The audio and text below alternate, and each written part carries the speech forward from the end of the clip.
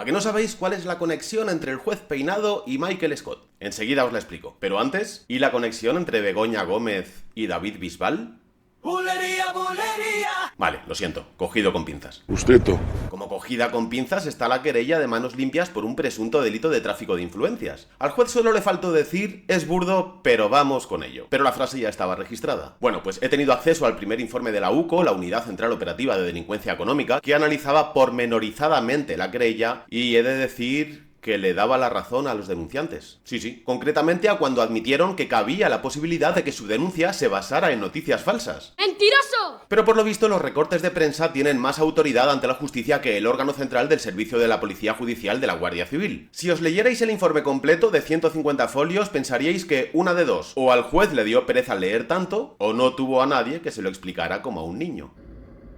¿Por qué no me lo explicas como si fuera un niño de 8 años? Aquí estaba la conexión. ¿Pero sabéis quién tiene 2 pulgares y sí se lo ha leído entero?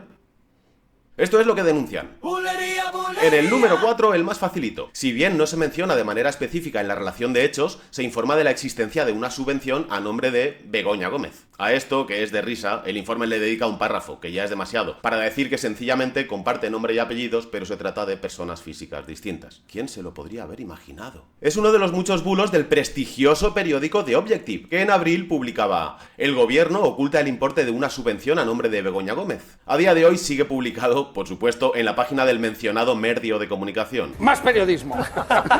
Aunque incluso Teleayuso tuvo que pedir disculpas por difundirlo. Por cierto que en este contexto debemos rectificar una información dada este fin de semana por Telemadrid. En el informativo del domingo nos hicimos eco de una información del diario The Objective. Cualquier persona cuando ve un nombre y un apellido. No será la única que se llame así. El juez Peinado cuando ve un nombre y un apellido. A mi señal, ira y fuego. Pero bueno, tampoco esperéis gran cosa de una persona que confunde almacén con casoplón, terreno urbanizable con rústico, o que no se entera de que la mitad de sus casas por lo visto figuran desde hace años a nombre de un desconocido.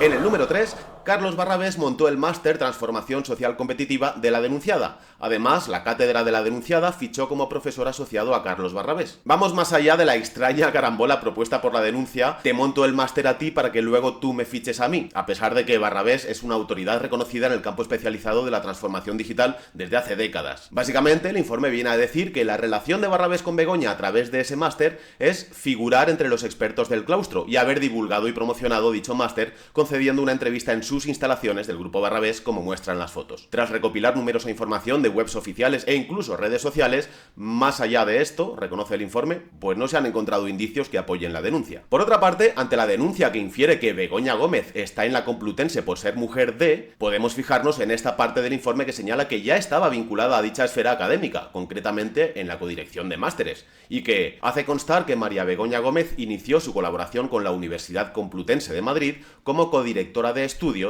de técnico de fundraising durante los cursos 2012-2013 y 2013-2014, y posteriormente ha sido codirectora del máster propio en dirección de fundraising público y privado en organizaciones sin ánimo de lucro desde su primera edición, es decir, en 6 ediciones desde el curso 2014-2015. En el número 2... otro empresario, Víctor Aldama, el contacto de la denunciada con Globalia, justo antes de que se negociara el rescate multimillonario de la compañía, ganó 6,67 millones de euros. En relación con esto, Air Europa pagó 40.000 euros al año al Africa Center de la denunciada. El acuerdo entre Globalia y este instituto de empresa incluía la entrega de 15.000 euros al año en vuelos de primera clase para la denunciada y su equipo. Esta pieza de la denuncia me encanta porque es un batiburrillo de decir muchas cosas, pero ninguna acusación en concreto. A ver qué cae. Como ir a un mercadillo a rebuscar entre los trastos por si entre el montón encuentras pues algo que te pueda cuadrar. Cualquier juez si le vuelcas en la mesa una caja llena de chatarra.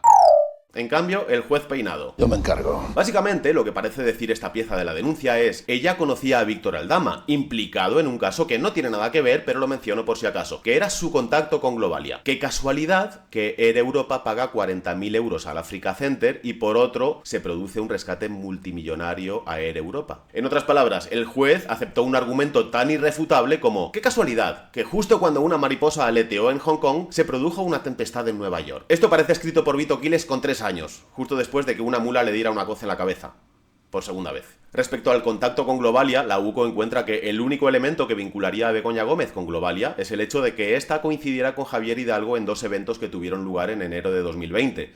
Tampoco se tiene constancia de que estos hitos pudieran estar vinculados a la decisión ministerial del citado rescate. De Víctor Aldama, que aquí está metido con calzador, pues no se encuentra nada. Sobre el rescate de Air Europa, aparte de que no se encuentra conexión alguna, el informe recuerda que el rescate se corresponde con una de las ayudas otorgadas por el gobierno relativas al Fondo de Apoyo a la Solvencia de Empresas Estratégicas y que se aprobó mediante acuerdo del Consejo de Ministros. Sorprendentemente, otorgar un rescate millonario no dependería de Begoña Gómez, sino de un Consejo de Ministros. Aquí habría que remarcar un par de cositas, queridos retratados de manos impías. 1. No es un regalo, sino un préstamo ICO que hay que devolver y que también se otorgó a otras líneas aéreas como Air Nostrum, Plus Ultra y Volotea. Y 2, que esto ya lo denunció el PP ante la Oficina de Conflictos de Intereses y fue archivado. Y finalmente, sobre que Air Europa pactó pagar 40.000 euros al año al Africa Center de la denunciada, básicamente el informe viene a decir, sí, ¿y? No hubo ninguna aportación dineraria de Globalia ni de Wakalwa, pero sí un contrato celebrado por 25.000 euros para financiar proyectos turísticos de origen africano y otros 15.000 para costear la organización de eventos y la cobertura de vuelos, que finalmente se quedaron en 1.716 euros en billetes de avión, porque el proyecto se interrumpió con la pandemia. Sí.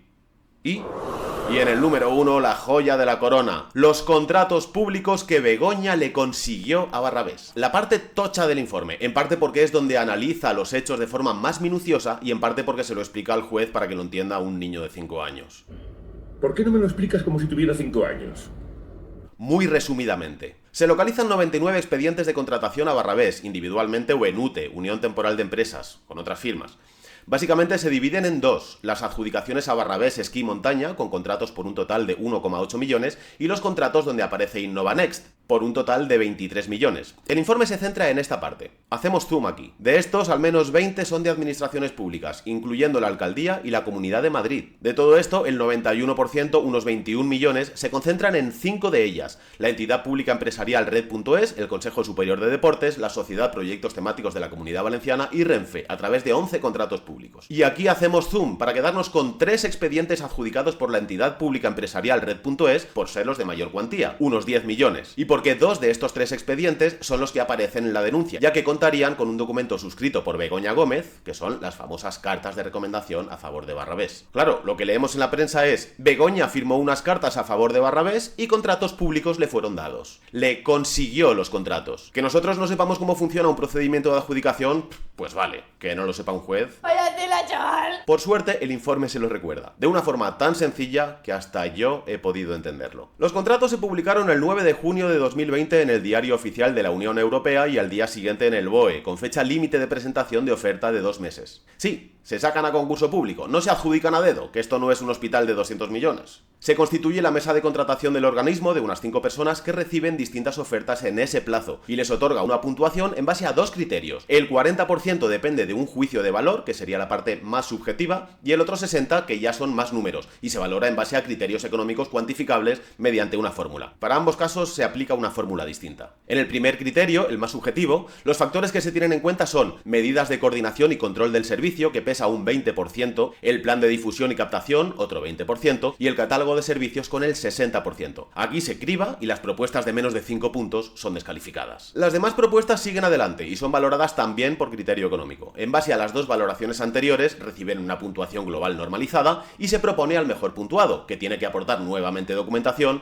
se le vuelve a examinar para que esté todo ok y, grosso modo, finalmente se adjudica. ¿Dónde entrarían aquí las cartas de recomendación? El informe recuerda que, en todo caso, guardarían relación con el aspecto relativo al plan de difusión y captación, que, recordemos, computaría hasta el 20% de la parte subjetiva, que por otra parte es un 40%. Es decir, en la práctica esto significa que, como mucho, apenas significarían alguna décima. Este tipo de cartas apenas tienen peso a la hora de conseguir este tipo de contratos, pero todas las candidaturas incluyen cuantas más mejor, porque cualquier cosa suma, por pequeña que sea. Por otra parte, recuerda que este tipo de acuerdos existen habitualmente al presentar estas propuestas de licitación y que en este caso concreto se involucraron distintas asociaciones, instituciones y empresas tecnológicas relacionadas con el ámbito tecnológico, tales como IBM, Microsoft y Orange. ¿Qué demonios? Si hasta Almeida admite que el ayuntamiento firmó una carta de recomendación a favor de una empresa de Barrabés. Y llegados a este punto, el informe hace un análisis pormenorizado de estos 3 contratos a lo largo de 32 folios, demasiado para mostrarlos aquí todos, de cómo se desarrolló todo el proceso hasta el más mínimo detalle de cada una de las licitaciones, puntos obtenidos en cada fase,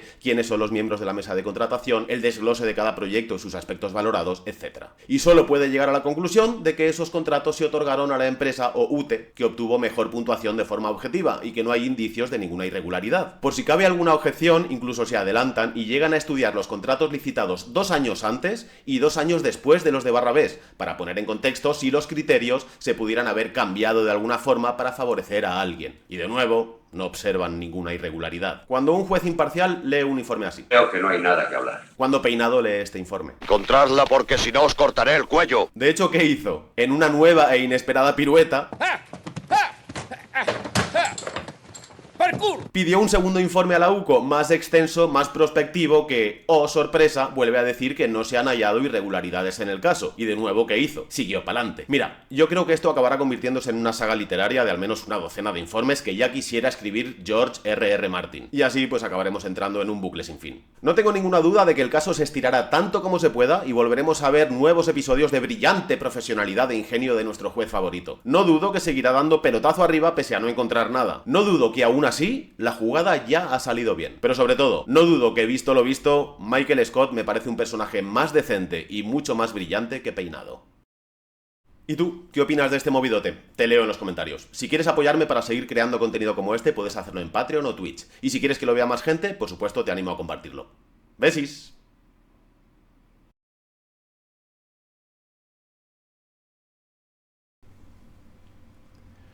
Voy a por ella y es verdad, y no me importa que se note, no lo llaméis prevaricar, no me he leído ni el informe. Voy a por ella y es verdad, toga, cañas y libertad. Voy a por ella y luego a por Pedro también. Es la patria que me incita a picar como en la mina.